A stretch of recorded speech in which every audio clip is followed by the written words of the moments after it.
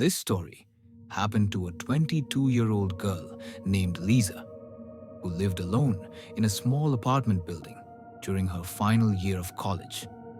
It was an old building, creaky floors, dim hallways, and a basement no one liked going into. But the laundry machines were down there, so she didn't have much choice.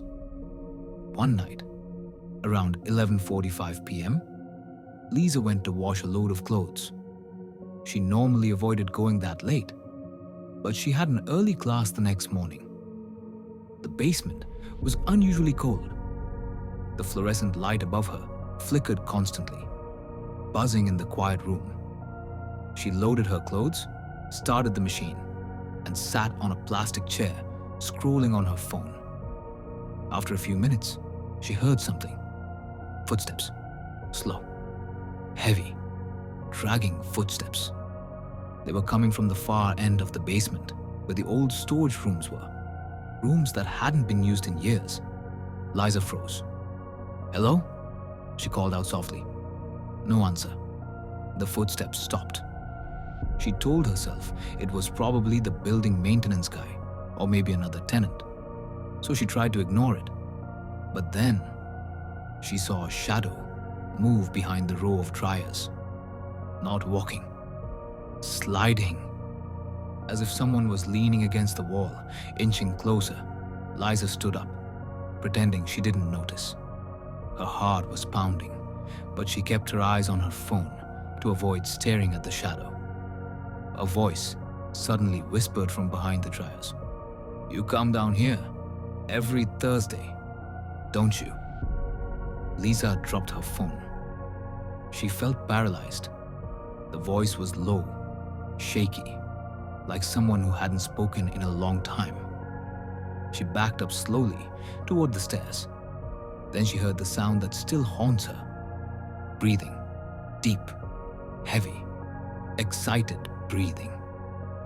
And then, the footsteps started again, this time fast, running toward her. Liza sprinted up the stairs, slamming the basement door behind her. She ran straight to her apartment and locked every door. The next morning, she told the building manager what happened. He insisted nobody should have been in the basement that late, so he checked the security cameras. What he found made him call the police immediately.